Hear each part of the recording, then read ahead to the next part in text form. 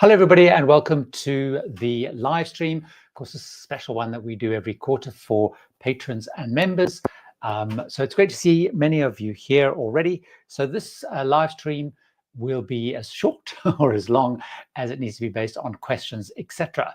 And also what I'm going to be doing, as I always do at the end of the year, is I'm going to do a little bit of a survey and see whether people want me to keep doing this or do something else instead. So with all the other bits and pieces doing.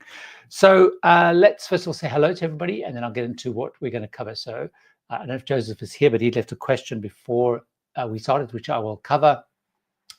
James Hiker's here, Claudia, Mooman57 from Chile, North Carolina. Claudia's here, and a couple of questions come in. So I thought maybe I'll do a couple of quick housekeeping bits and pieces. So of course, this is patrons and channel members, and I want to just do one little shout out. It didn't quite work, but a lady who watches the channel a lot makes these, which you'll see behind me in a second, these personalized lampshades, which was following me on Antarctica, and she said, why don't we use one of your pictures? Can I use one of your pictures to make a lampshade for you as a kind of a thank you? So she did send that. Now, the problem is, so this here is one of my photos.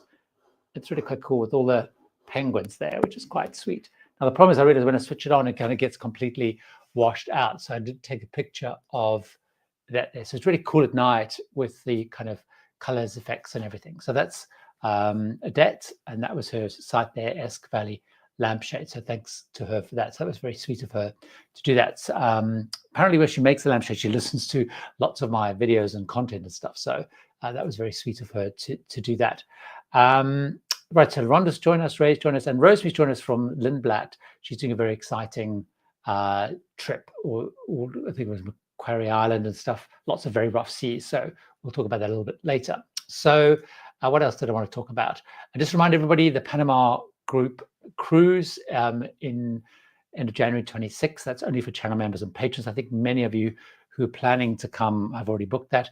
I think we've pretty much sold out now. We maybe have like 3 or 4 cabins or so left. So as people become patrons and members, you're still giving them the chance to do that. As you know, I'm heading off next week to do this particular cruise, the Region 7 Seas Grandeur. So I did post about that. So thanks very much for the thoughts and suggestions around what you'd like me to cover. So that's sort of linked to the Panama Canal group cruise, because I did go back and watch my Panama Canal videos, and I thought probably what I should do a bit of an update. So based on this trip, I'll get a bit more footage, I'll do an update, and then I will share that with everyone who's booked on that group cruise. So we've got something like 83 people, there's 23 solos on that. And there's 18 people who are on the first group cruise, and about the same who are on the second group cruise, and there's 5 who've been on all 3 group cruises. So it should be quite a fun event. So lots of people that you should know. What else about doing housekeeping? So this video, which was my vlog from the Antarctica trip, goes live on the channel at 6 o'clock my time. So at the end of this, you should have all got, of course, the notification about the one specifically about Silver Sea. And a couple of you sent me a couple of notes about that, so that's great. And then if you haven't had enough of me, don't forget that there is another kind of public live stream tomorrow. So that, I think, is all of the housekeeping. The only other thing is, if you are a channel member rather than a patron, I'm relooking at channel membership. So I'll send some notes around that. I'm thinking of simplifying it down to what I've effectively got on Patreon, which is just 2 levels. So there's not so many permutations and stuff, so I can keep it a little bit more simple and do more focused stuff. But anyway, watch out for that coming during the course of the next few weeks or so. So let's have a look at some of the questions. Reminder, just pop the questions. I need to write questions if you can. That is very helpful for picking that up. And as I said, this live stream will be as short as long as there are questions, as it were. So let's start off with the question that James actually left beforehand. I don't know whether James is here or not, but I guess he'll ask it afterwards. So James, look at the answers afterwards. So James has asked me, James, I'll come back to your question. It was Joseph's question that was before. I'll come back to yours, James. Joseph asked the question, I'm a cruising newbie and I'm considering using an eSIM on my first cruise, a Viking River cruise. Do you have any experience with eSIMs? So Joseph, I do actually have experience with eSIMs, and I did talk about them in a video about 2 weeks ago, which was around a whole lot of resources that I use. But so there's 2 that I've played around with. One is called Aerola, and the other is called Gig Sky. And both of them work really well. So the great thing about these SIMs, for those of you who don't know, is you don't have to change the SIM on your phone. It's just basically an app. So let me have a look at, let's have a look at Aerola, for example. So just kind of it's an app on the phone, and then you choose your kind of country. So you can, I've got a contest coming up now. So you can obviously choose individual countries, although what they also do is they also sell regional ones. So you can buy a regional one, buy a regional one as well. That's a bit out of focus. So you can buy one for Europe if that's the case. So that one works really well. I also used Gig Sky. Now Gig Sky I played around with because Gig Sky, they can give you internet access when you're at sea. So I played around a bit on the Canadian group cruise that we did. I played around with that and it was pretty good actually, Wi-Fi access. And it can be a little bit cheaper depending on how you use the Wi-Fi than buying a Wi-Fi package. So they use either Starlink or they also sort of link apparently to the old satellite system, I forgot what it's called now. The one that everyone used to use before that. And the speeds were pretty good actually. So that's good. So I've actually put, Joseph, I put links to Aerola and Gig Sky in the show notes, whatever you call the description of this, with some links to those two. So if anyone's got any other ones they've worked with, feel free to kind of leave a comment. So let's have a look. So James, any updates on Norway's new rules for cruise travel to the Arctic? When Seabourn cancels cruises 2026, we switch to Atlas. So they're rolling out from next season. You have to have ships with fewer than 200 guests. So I thought it was interesting when Seabourn canceled because their ships can carry more, but when they go down to Antarctica, they carry 200. So it's kind of interesting, but they are focusing very much on smaller ships. They want to go smaller. I originally thought it was like 150, but I did check the other day and I think it's up to 200, but it is smaller ships. But you're right, it's becoming more challenging to do Svalbard specific trips. So this is specific to Svalbard, by the way. So when I say this number, it's about Svalbard, which is a great experience. I did that many years ago on a very small Silversea ship, Silver Explorer, which they've sold now, which I think was 120. But I was looking not so long ago at Svalbard opportunities, and there weren't that many. I think, in fact, what Rosary's on, I think Lindblad do quite an interesting one. Quark does an interesting one, but it does have to be a bit smaller, but it has now kind of kicked in. So I'll be interested to know, by the way, on Atlas. I get asked a lot about Atlas.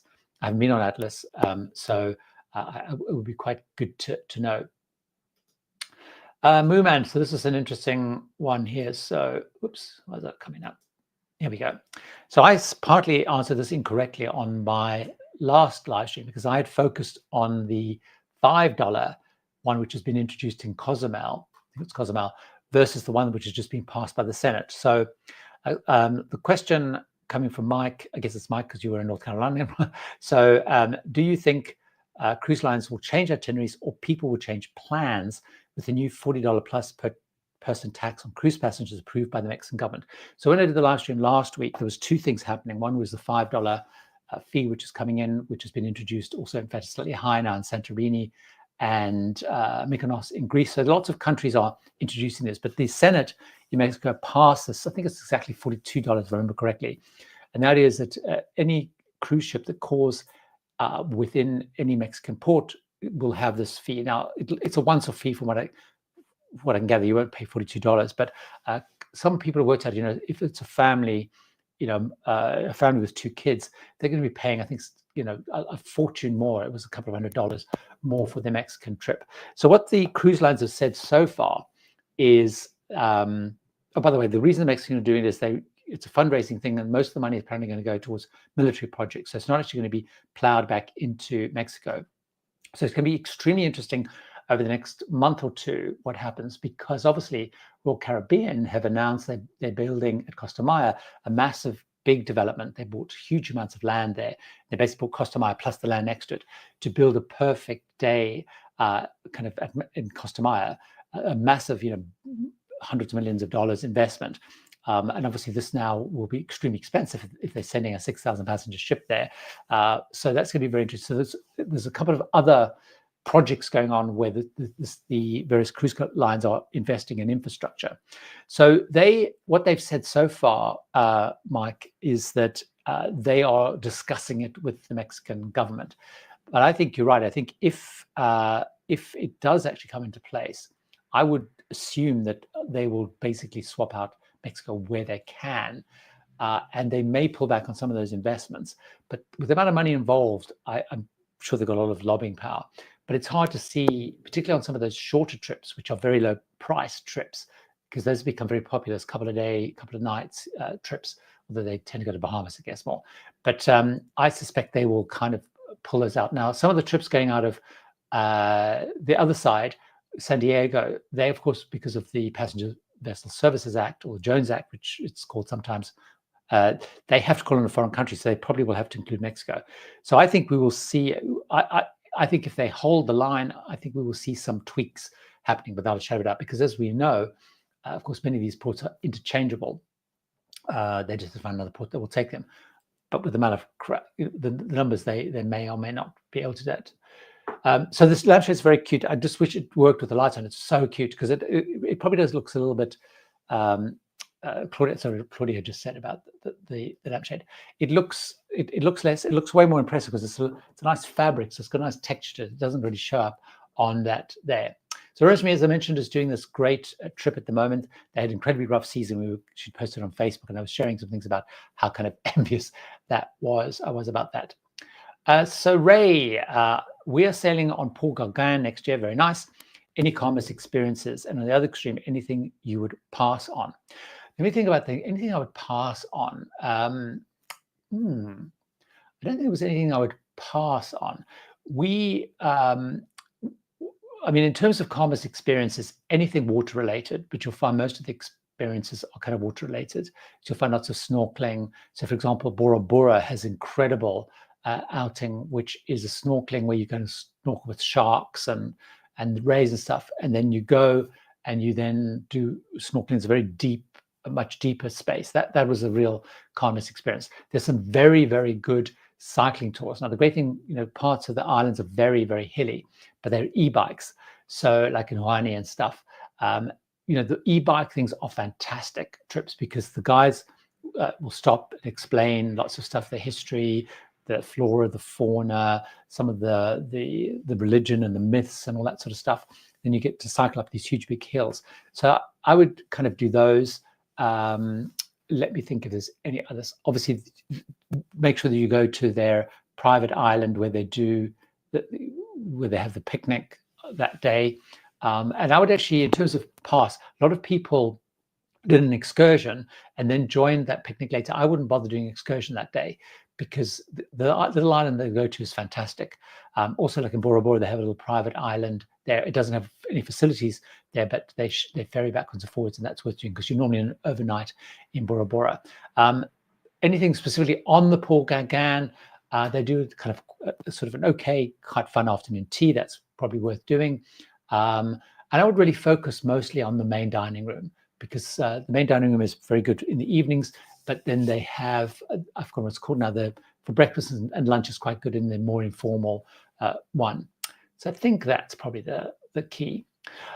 Here's another question in terms of this Panama, for either Panama Canal cruise.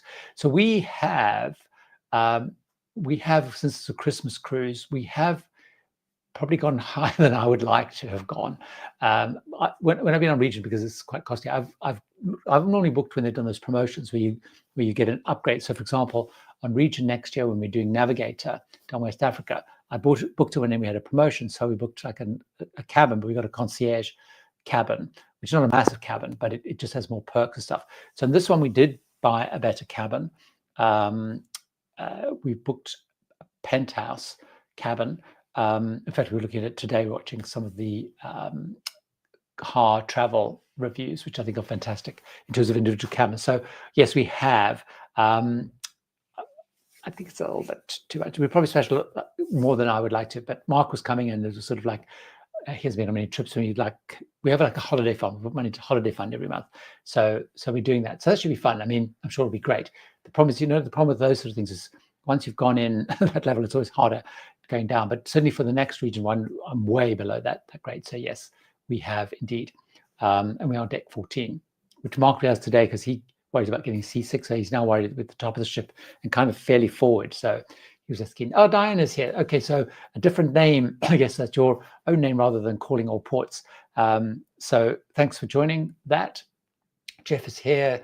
Christine's here, which is great as well. So Jeff, I actually got the message saying hello, and then you're hoping to join the live soon. So I guess you're alive. You're here. Hi, Ka. Nice new picture there of you. I heard the Carnival is banning Bluetooth speakers to bring on board. Do you think other cruise lines will follow? I love to listen to my Bluetooth speaker in the cabin. Yes, they have banned it. Now, it's interesting. I've actually just finished off a video. There's a couple of new developments in terms of banned items, which I've just finished the script of recorded. And so that probably come up before Christmas, I think, if not maybe just after Christmas. But you're right. I'm the same as you. I bring a small Bluetooth speaker. It's not a very big one. It's one of those, Apple took it over, Mr. Beats, the Beats one. So it's not very big. And because I like to listen to music, I listen to podcasts. So yes, I think Carnival had a particular, I mean, they in their announcement, they said it was because of safety reasons and for people who need to be able to hear the announcements. But in the same statement, they said that people must wear earphones when they listen to music or watching shows on deck and in public spaces. So it really means it's about an annoyance issue, I think. So I think they've had a lot of problems just following stuff with people sort of partying on their balcony with Bluetooth speakers, because as part of the Bluetooth speaker ban, they've also re-stressed the ban on boom boxes and kind of radios and all that stuff. So it's pretty much anything that plays music out loud. I haven't seen any other lines follow. I mean, the lines often follow quite quickly. So for example, Royal Caribbean followed up some other bans that Carnival had with Starlink, people bringing their own Starlink devices, and some of the things with they banned extension cords and a few different extension cords. So I haven't seen any of the lines following it, but it'll be interesting to see if other lines have got the same problem as Carnival, then they will do. Now, I know some of the people, because they also specifically talk, if you use a white noise machine, which I've never used, but they also, I assume people just bring a Bluetooth speaker, but they also operate on Bluetooth off your phone. You can't bring those. The whole irony of it is they're still going to sell Bluetooth speakers on the ship. And if you buy one on the ship, they'll hold it to the end of the ship. So it is kind of strange. Let's have a look. So Rosemary's added a little thing, sorry, on that Aerola. So you can buy 20 gigs for 365 days. Oh, so you can also buy, right? So you can just buy different permutations, country, region, and global. So that's good to know. And you're right, it's normally set, good point, actually. It's normally set by a certain amount of data amounts. It's relatively easy to set up. If you ever have any problems setting it up, they have a very reactive, proactive help desk, because I had some problems when I was in the Caribbean setting it up, and I messaged them and they were really on it really quickly and very, very helpful in terms of resetting it. Claudia, so you were just back from, sorry, I missed your other comment. You were just back from your South Pacific cruise. Very nice. For my first Asia cruise, I'm considering 1, a Circle Japan intensive, 2, multi-county ports such as Vietnam, Thailand, Indonesia, Mekong River cruise. Wow. So all of those are fantastic. I would probably do it almost in that order. I'm just trying to think of how to flip the Mekong around. I'd probably do it in that order. I mean, Japan is just phenomenal, and it's so interesting, the mixture between obviously the history, the culture, the food, and all that sort of stuff. So I would tend to focus on Japan sort of as one kind of intensive thing. I really do love Japan. The Vietnam, Thailand, Indonesia is a great itinerary. You see kind of quite diverse stuff. There's a lot of opportunities. Now, the cruise lines have particularly lent into that, particularly because they're relying much less on Chinese. Like Shanghai and stuff is much harder to find, because when I was looking for a trip, it was I could find lots of Vietnam, Thailand, Indonesia kind of trips, very few that went to the more like China and stuff. So I'd have that second, and you get a nice mixture because of those countries. Now, the thing to watch out for with Vietnam and Thailand, many of the ports themselves are quite far from the iconic places. So there's quite a lot of travel, unless you're on a small ship. But you'll find that's a bit of a pain. Like when we went to Vietnam, for example, it was like hour and a half, 2 hours. In Thailand, to get to Bangkok was a really long way, stuff like that. In terms of Mekong, the Mekong River cruise is an incredible experience. I love the Mekong River, and I would love to go again. And you see lots of the more rural side of the country. So even though you call it Vietnam and stuff, on that first cruise, you really get to see much more rural stuff. But I would probably do it in that order. Great. So Linnea's here. Finally got logged in and on. Good to see you here. Diana, what are you looking forward to most on your Regent Grandeur voyage? There's a couple of things, some of which are personal, some of which are around the trip. So I'm obviously looking forward. It's been a long time since I've been on a cruise with Mark. I think the last time was no, did we do it this year? No, we did Queen Anne this year. So it'd be great to go on a cruise with Mark, and particularly because he's never been on Regent.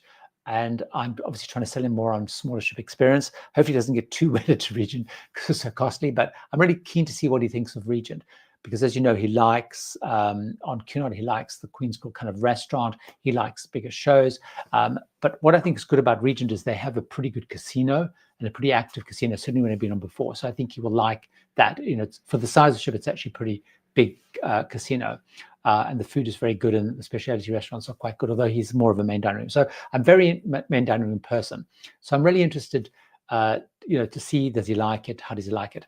I'm obviously, secondly, extremely interested to see what they've done with the, in terms of evolving the ship, because the ship is pretty much the same layout as I've been on, like Explorer and stuff like that. So, but I'm just keen to see how they've kind of moved it forward, what they've done kind of differently. I mean, looking at the deck plan, it looks pretty similar. So that's from that side. Then obviously I'm hugely excited to go through the Panama Canal again, because I just adore that. So I'm very excited about that.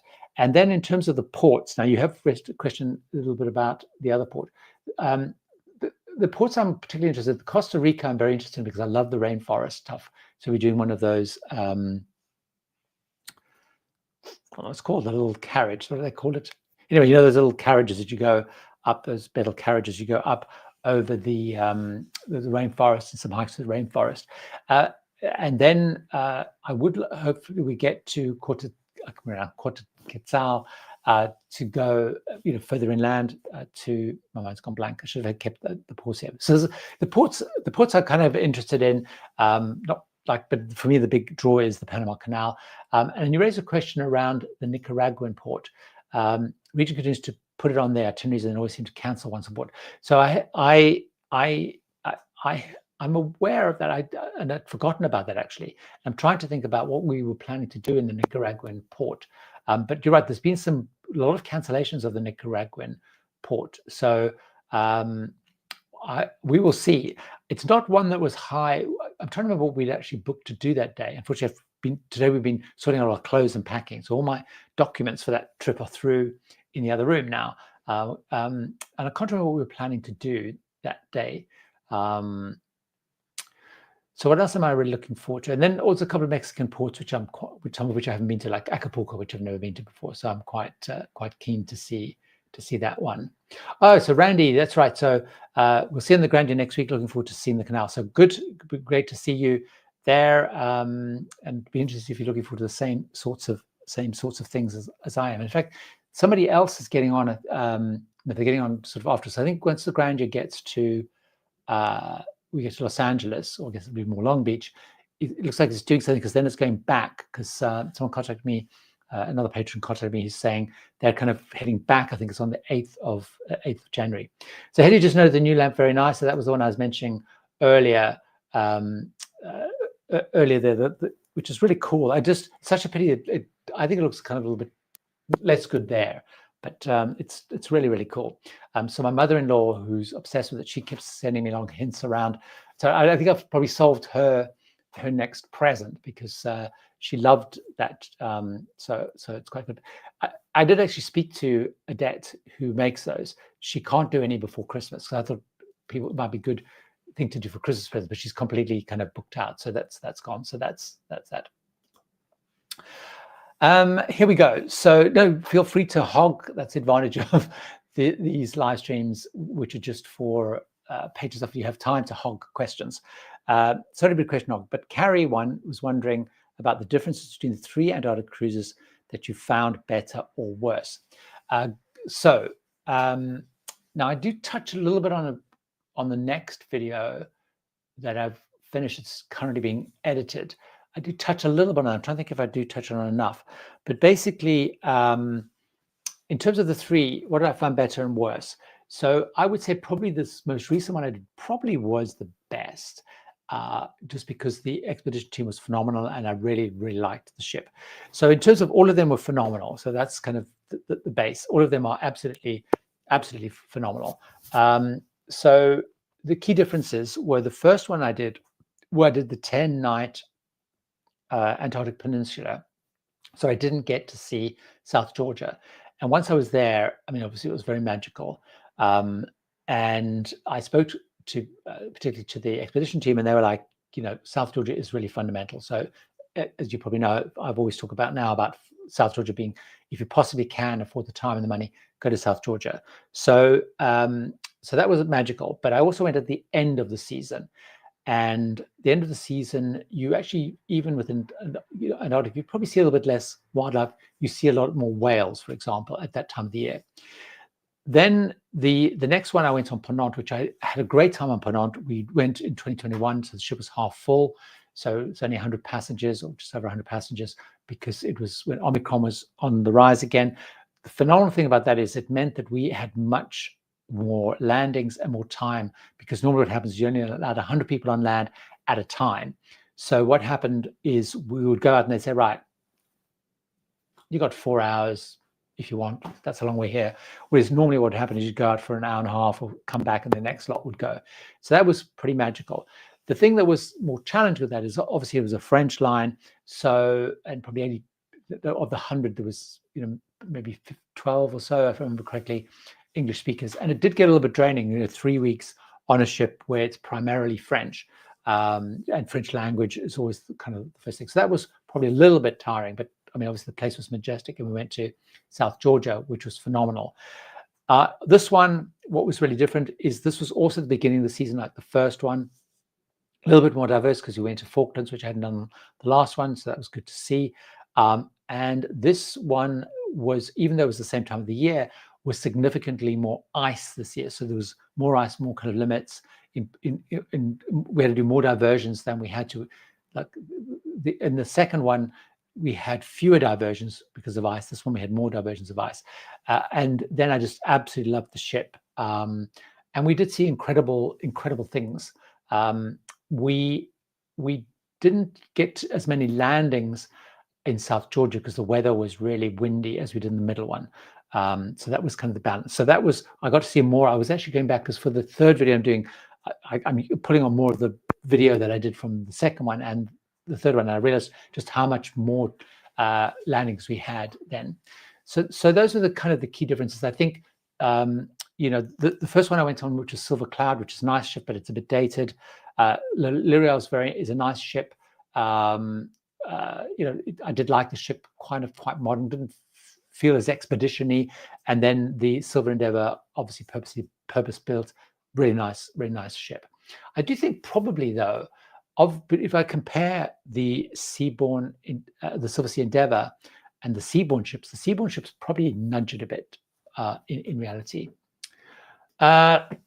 We did Punta Arenas, thank you, Costa Rica. Yes, so that's right. You did. I think looking at you, right, the itinerary seems to be kind of what they do. So, but maybe I will get to the Nicaraguan port, and that'll be the key difference. And thanks for that tip. That's the tip there. I'm very cautious around those, so thanks for the extra warning on that one. Definitely don't want to get the food poisoning side. I did an aero tram. When did I do an aero tram? When we just as we were heading into pandemic, I was literally on the ship as pandemic happened, and we did an aero tram off a Holland America thing. And you're right, I didn't eat the food. I remember picking at the food. Cheryl booked Port Gauguin for summer 2026, second guessing whether the cost will be worth it over Oceania or premium lines, taking our 3 teens with us, love traveling with family.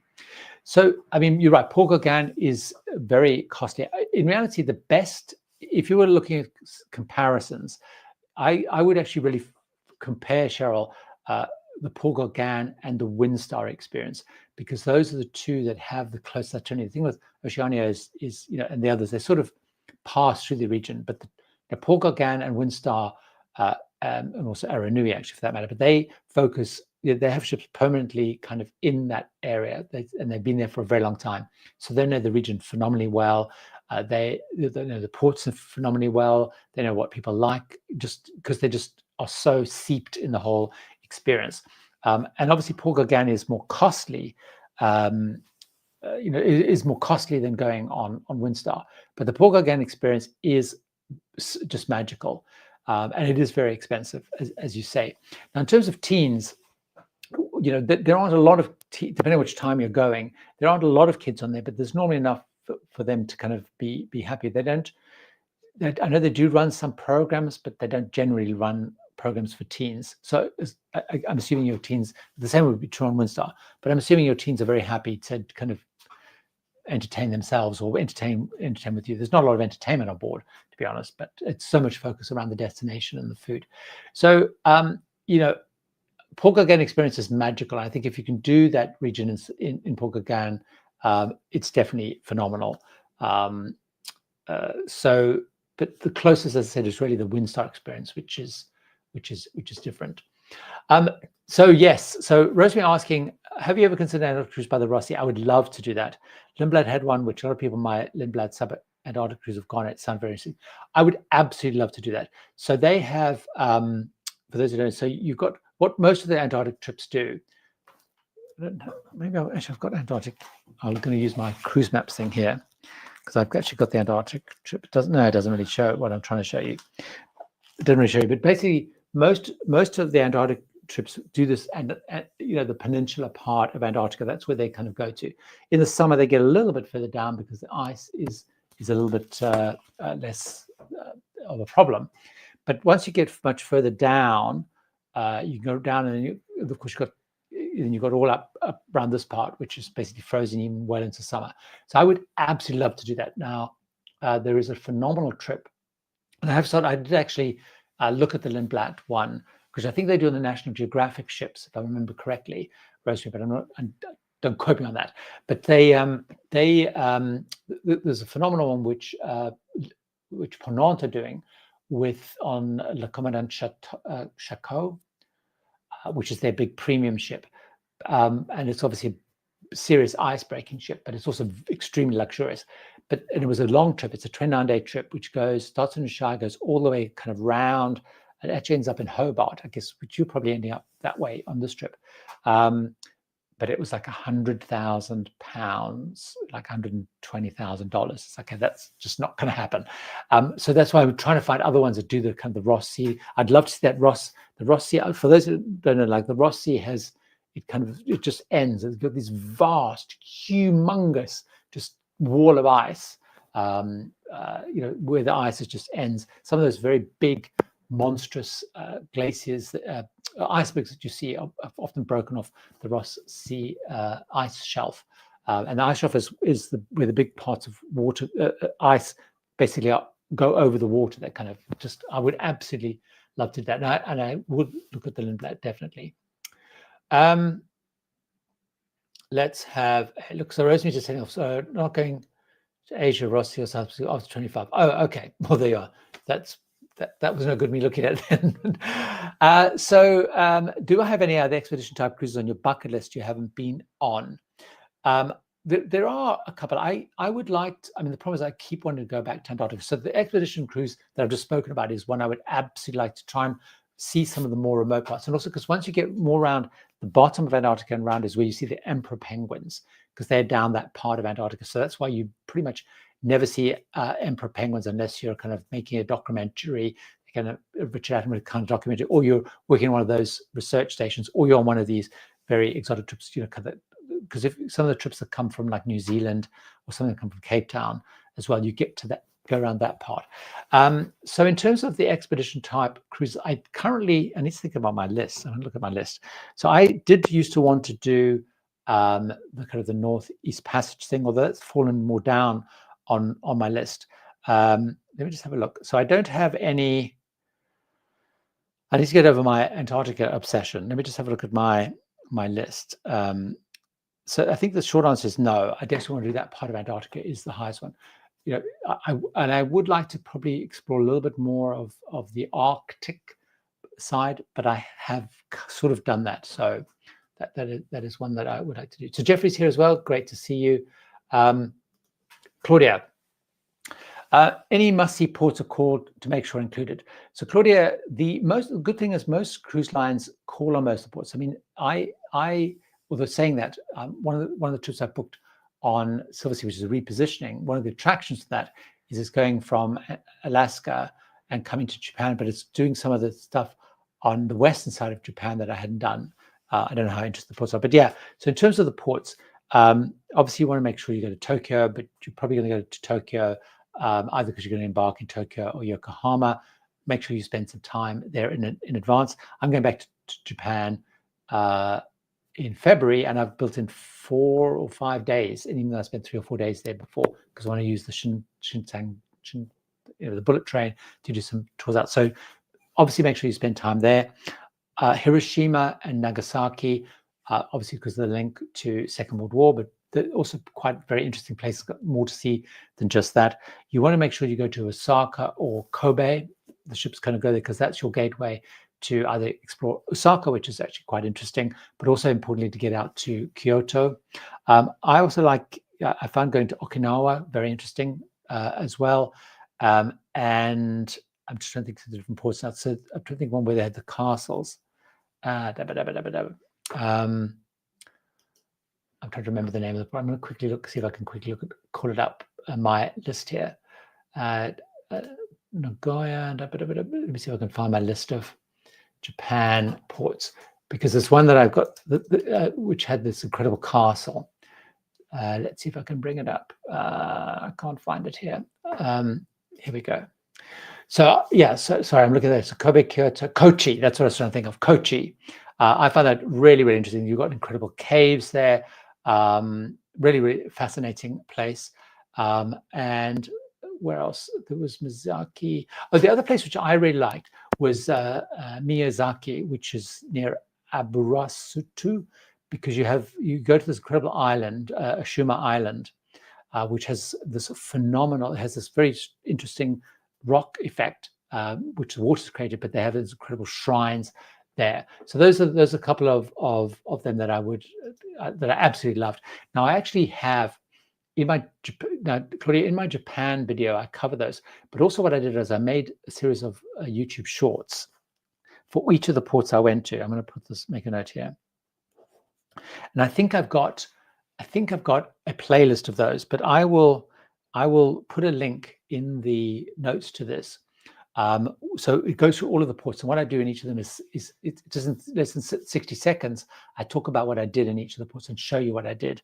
And that's why I dive into like Osaka. I didn't know that was that interesting until I kind of went there. And because when I went before, the first time I went, we literally used it as a gateway to go. But because we had the overnight in Kobe on my last trip, we explored Osaka the one day and then Kyoto the next day. So I will try and link that, and you can have a quick squidgy through those squidgy, if that's the thing. Jeff made it to the hotel. Ahoy oil. Ray asking the question. So children making to Osaka and Kochi have castles. Yes, the Osaka castle was really interesting actually, because the first time I went there, I hadn't been there. Massive, beautiful complex. Do you think ports will start limiting the number of ships in port? Will be in Nassau on the 24th of December, and there will be 5 ships in port, including 2 massive Royal Caribbean ships. So you're right. Nassau, I think, can hold up 7 ships. If I'm correct, they built it. It might be 6. So they literally have bet on having that many of ships.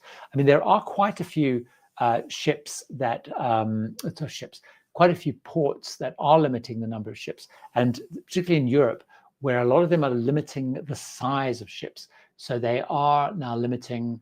They talk about not wanting mega ships, and there's quite a few ports doing that. I did do a video a couple of months back where I was looking at that, where I called out the ports in each of the regions which are limiting. So I think it's very interesting, because the point I was making is what we're seeing is the main pushes against the megaships. So you're right, the megaships.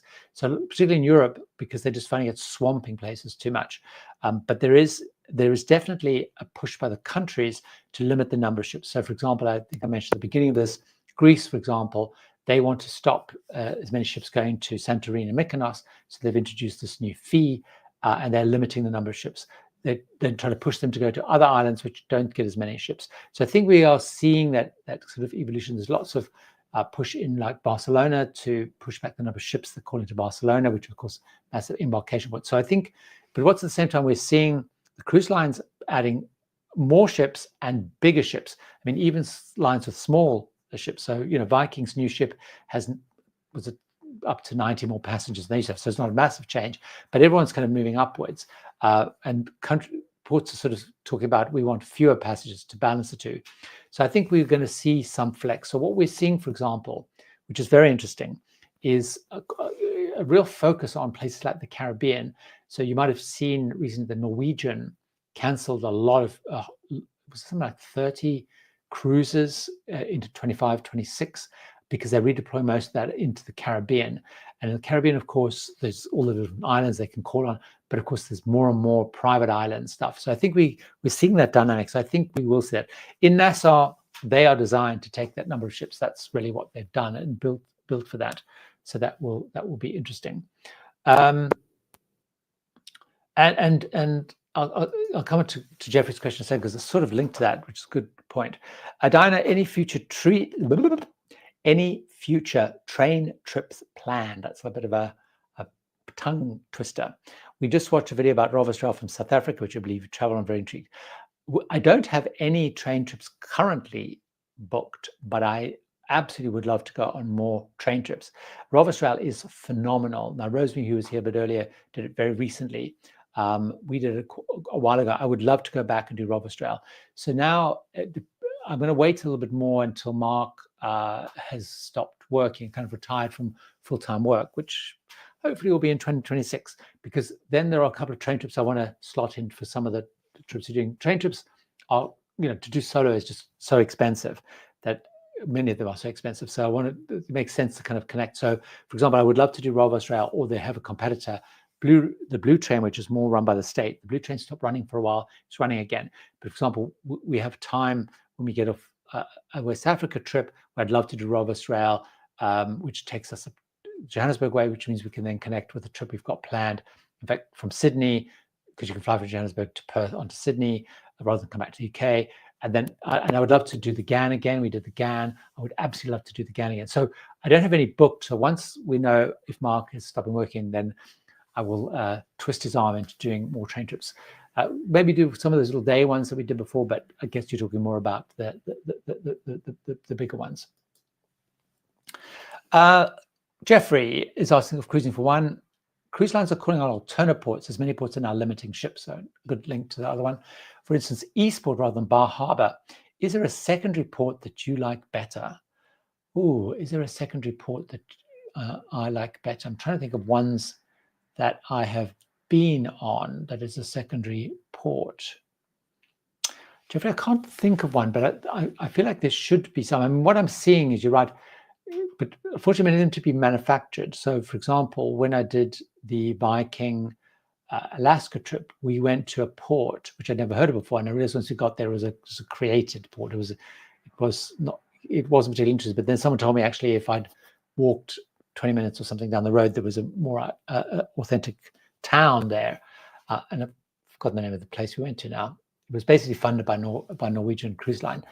So is there a secondary port that I like better? I can't think of one, but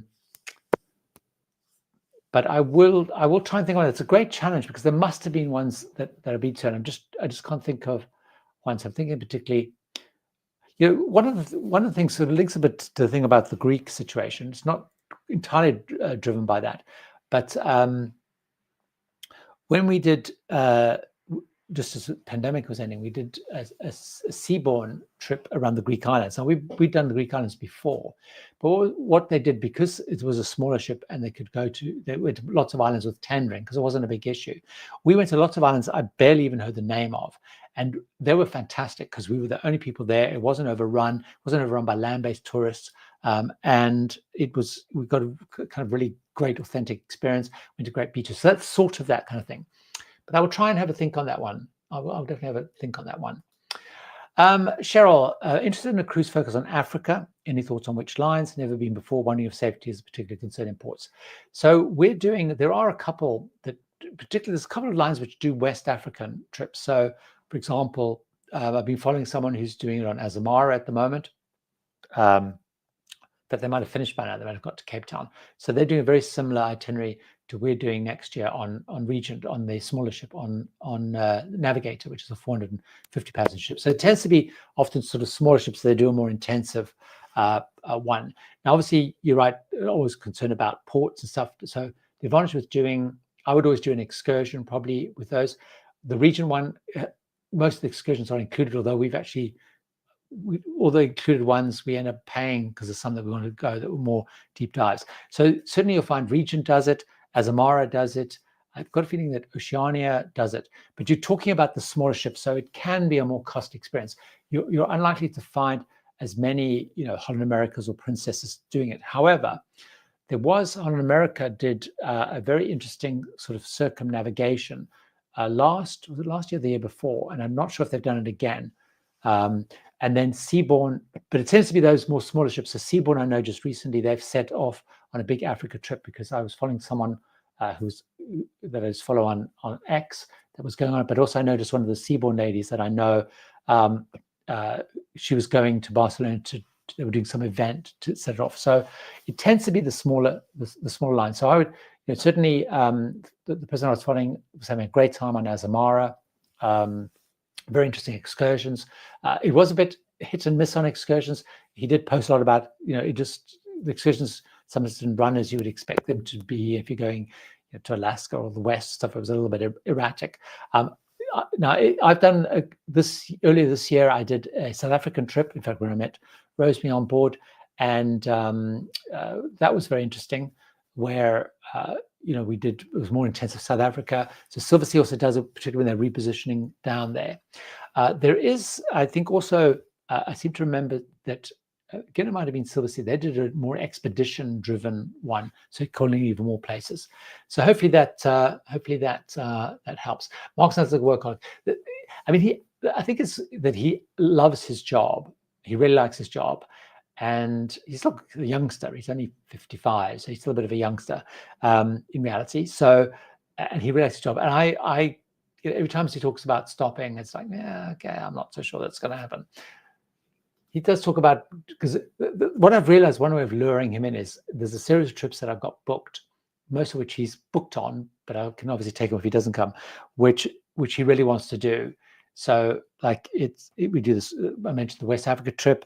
Then there's a trip that we're doing got booked from Sydney to Papeete. Then there's a group cruise. Then after that, I've got a big a South America trip, which this time goes all the way around back up to Miami. So he's really keen to do those. So that's maybe I've lured him in. So yeah, Mark needs to host a meeting for his clients on a cruise. Good idea. Stefan asking, any must-see West End shows right now cruising out of the UK this summer? So one of the shows that I've enjoyed enormously, but it's a revamped show. And it's actually not in the West End, strictly speaking, because it's in a purpose-built theatre more in Wembley, is the redo of Starlight Express, which was really just fantastic. So, and they've just announced they're extending that through to October 25. So that's through to next summer. It might be extended to purpose-built theatre. It's not in the West End as such, it's in Wembley.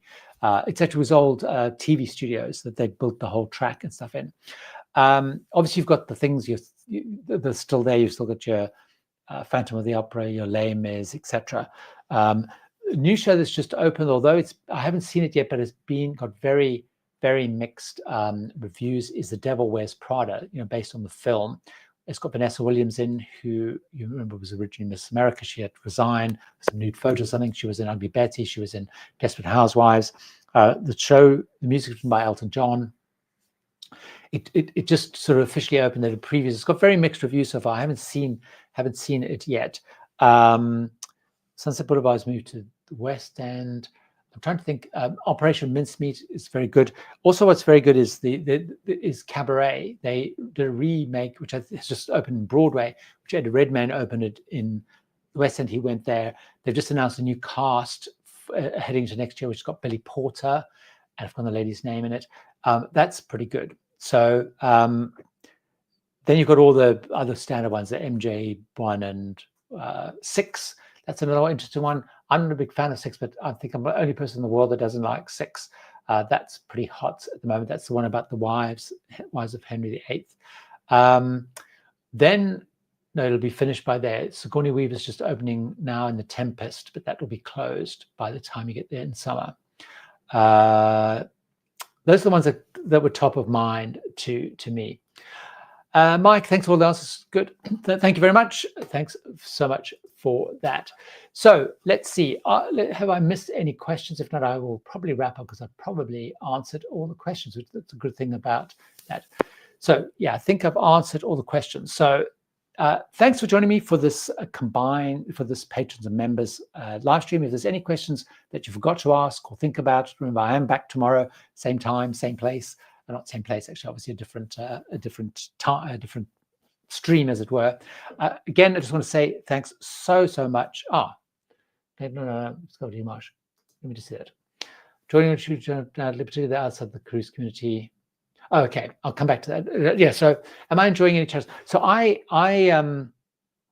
watch not a lot of travel channels. So I obviously.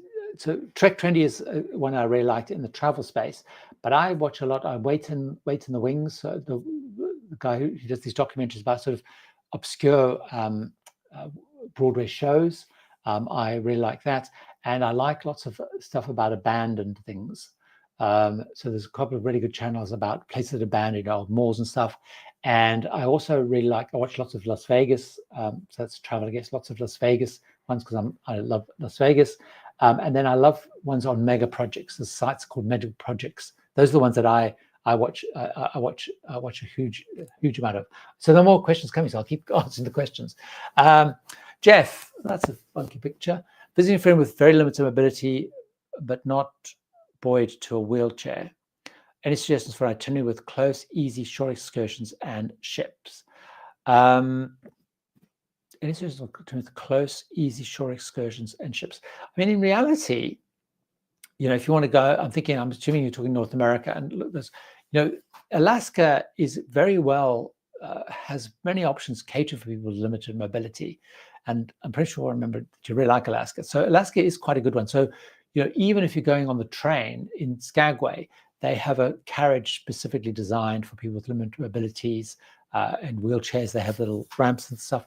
And most of the lines going there, particularly if you're going to Holland America, your Princess, Cunards, they have pretty good options there because lots of panorama ones.